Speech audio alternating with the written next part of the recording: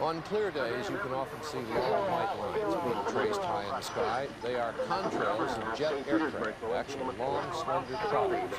Weathermen are finding them especially fascinating because a theory is being developed that those long white lines may be changing our weather for the better. Details from Roger O'Neill. $150 million just for road and bridge repair. It is an event that defies superlatives. One geologist said today, there is no record in geology in the last 4,000 years of anything like this happening before. The tremendous lateral blast is unprecedented.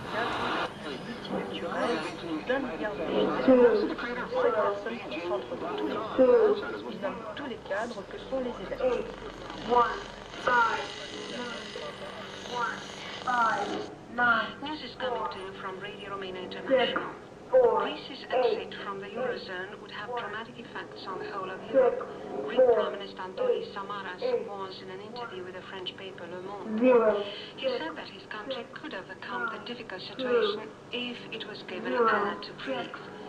The Greek Prime Minister, who on Friday is meeting German Chancellor Angela Merkel and on Saturday French President François Hollande, has asked for a 2-year postponement to adopt the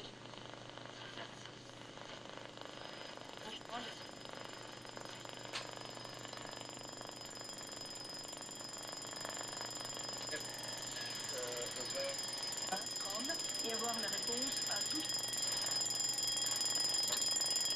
Sau chuyến thăm làm việc của Hồi Lào, Phó Chủ tịch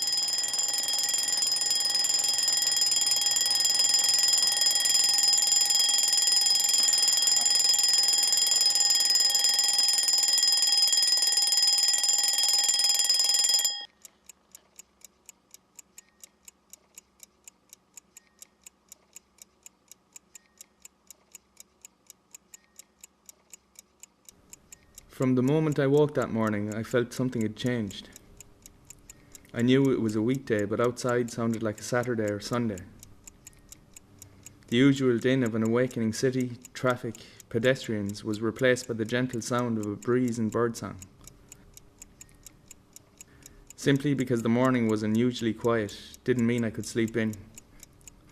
The lights didn't work for some reason, and there was no hot water, so I had an unpleasant cold shower in the dark. After breakfast, I left my house to make the short journey to the train station. This morning should have been like any other.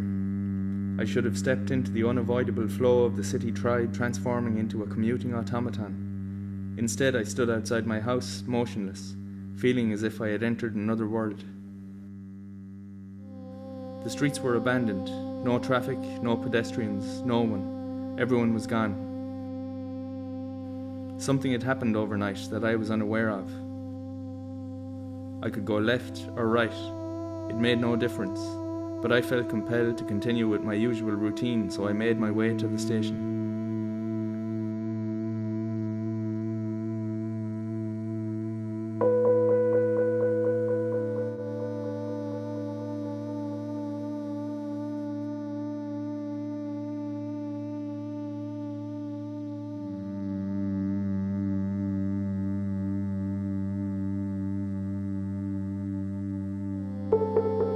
The short distance to the station confirmed that something had happened. While there was no evidence of any disruption, it was clear that the city was devoid of its inhabitants.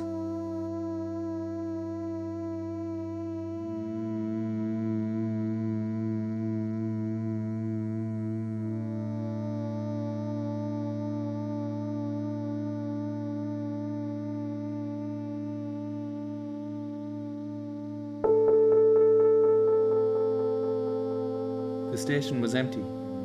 The usual bustling crowd that was here every weekday morning was gone.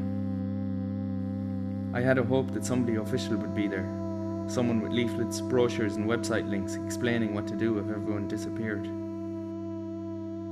But there was no one. I had to think for myself. I looked at the turnstile like some docile farm animal behind a locked gate. I was aware that if I jumped over, it would be my first acknowledgement that the rules and authority I once knew and obeyed no longer existed. There's no denying I was hesitant, but when I jumped, I felt I had begun the process of understanding what had happened. I took a seat on the platform and waited, aware that no trains were coming. For a moment, I thought I could hear the distant rumble of an approaching carriage. I imagined that this ghostly auditory hallucination was just a lingering vestige of my former life. It was then I began to question the experience. Maybe I was still asleep dreaming these events, or maybe the world was as it always was, and I was the one out of joint. I pinched myself to see if I was real, but that didn't help much. A slow, uncontrollable panic began to rise within me.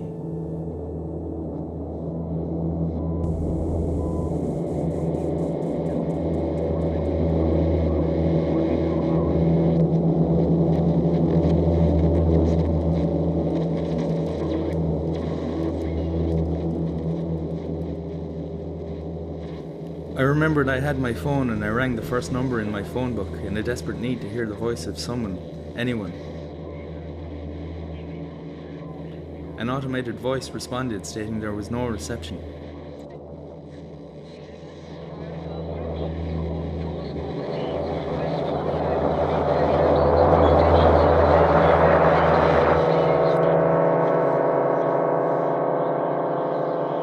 It was then that I passed out.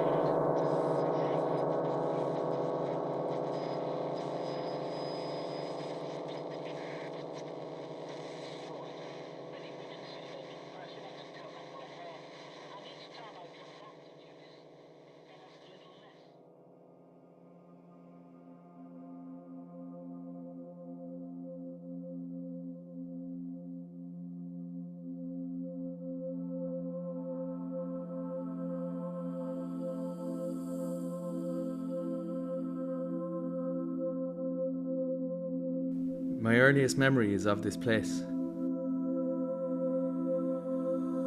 I remember it was an overcast day and there was a walkway that extended into the reservoir. I was with my pet terrier, I forget his name. I recall that my dog jumped onto the narrow railing that surrounded the walkway and delicately made his way. Suddenly he lost his balance and it looked like he would fall. A fear took hold that I feel and recall more powerfully and accurately than the image. A fear of what could happen. A fear of being alone if my dog fell into the deep, dark waters below.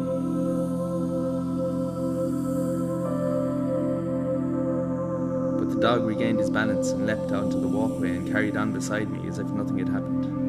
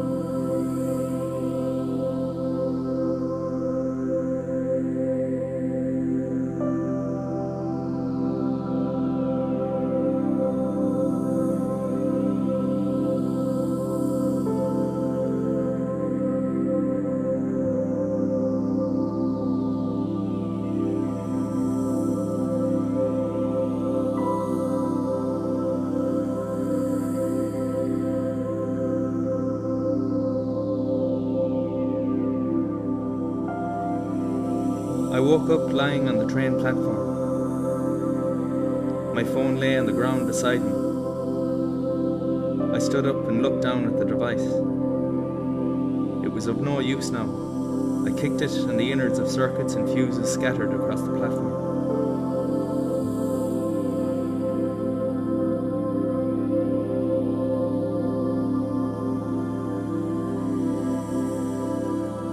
I left the station and made my way towards the city centre.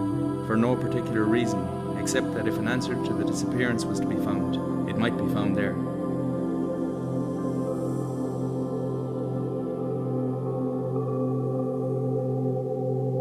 My walk towards the centre of the city felt unreal and unworldly.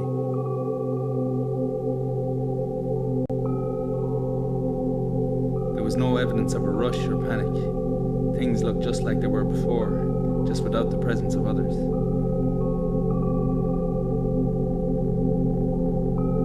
Without the care of people, the streets would soon change. The elements would lay their steady hand upon this place, and decay and rot would transform it.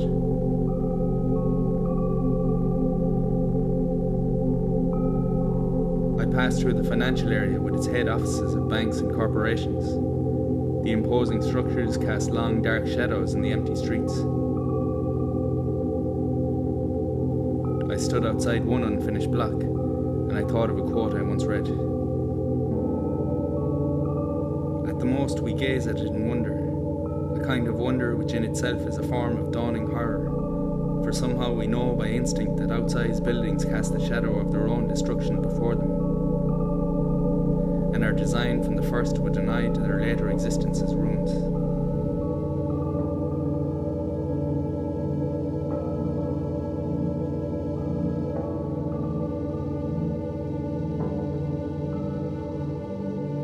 Only days previously, I'd walked these streets crowded with people.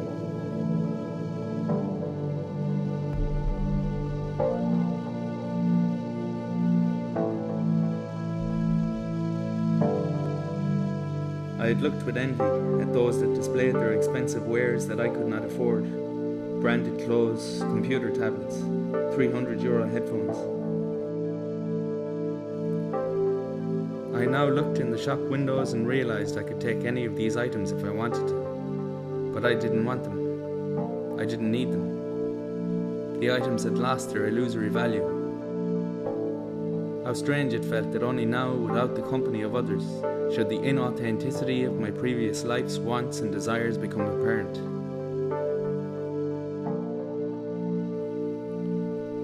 For the first time in my life, I realized that the things I once coveted were nothing more than worthless junk.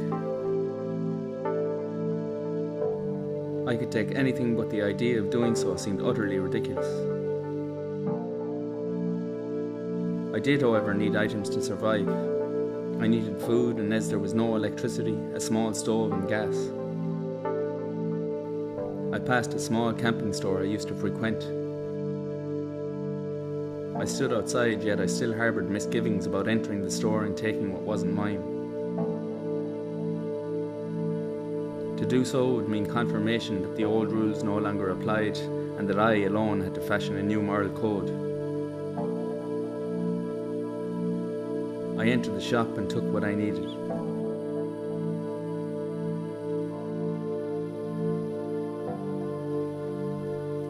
I made my way along a canal that flowed through the city.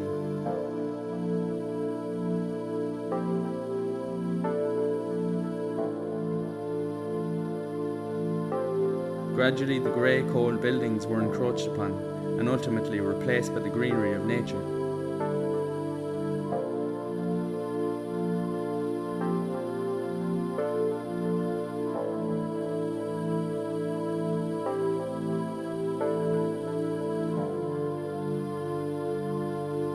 The branches of trees at the river's edge dipped into the translucent water where tiny fish darted about.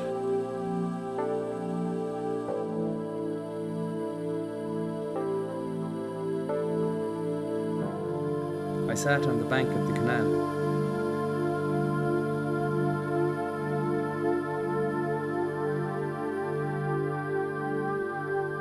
A west wind caused the water to gently undulate.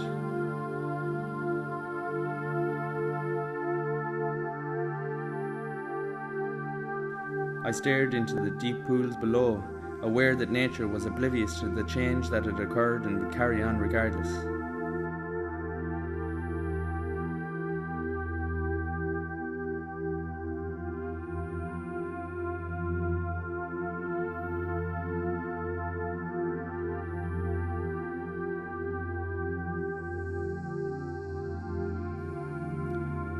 Someone more prescient than I once wrote, Then, far beyond the ruin, in the ultimate remote places, the swan will lift up again his flattened, smitten head, and look round and rise, and on the great vaults of his wings will sweep round and up to greet the sun with a silky glitter of a new day, and the lark will follow trilling, angerless again, but over the middle of the earth will be the smoky ruin of iron, the triumph of the machine.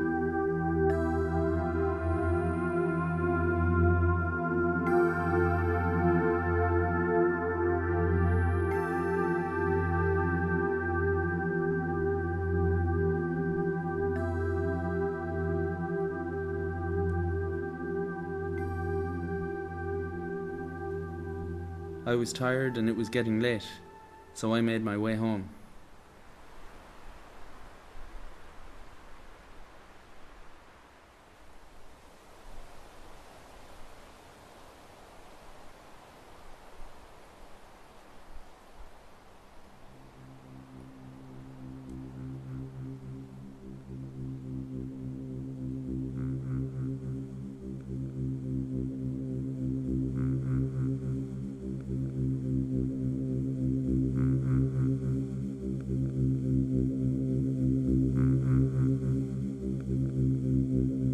I sat by the window in my house.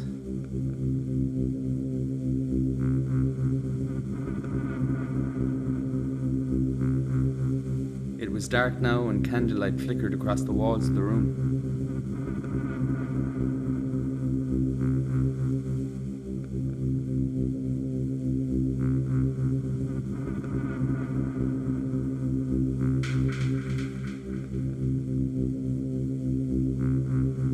My house was near the zoo and I could hear the wails of the locked animals through my open window.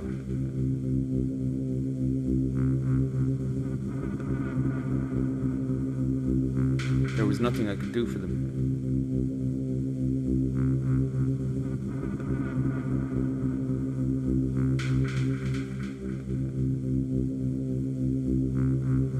I closed the window to block out the sounds, and I felt sad that the injustice of their imprisonment should end like this.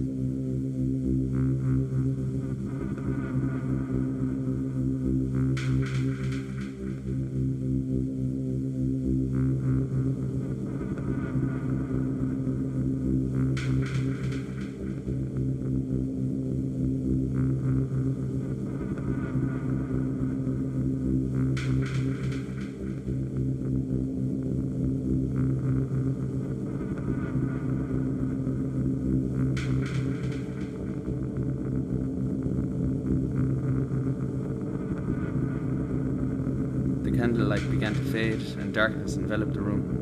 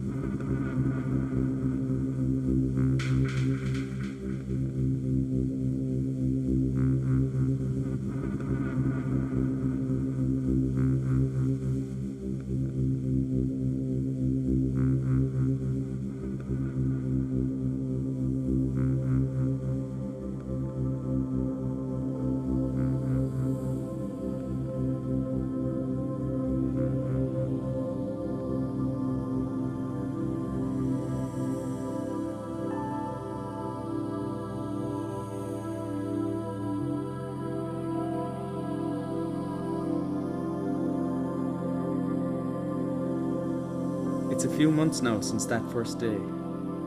I had to leave the city as it became too dangerous.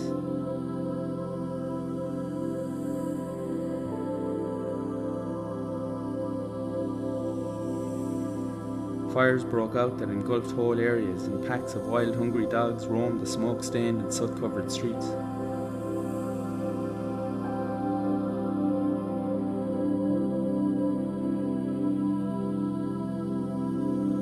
I decided to head west towards the coast, somewhere safe and away from the city.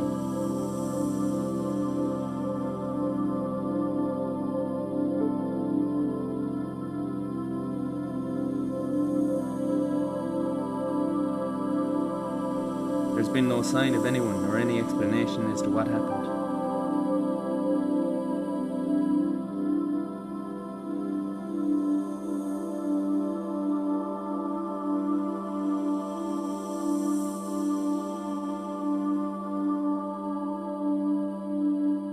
Maybe I am alone, and while I should feel sad, I don't.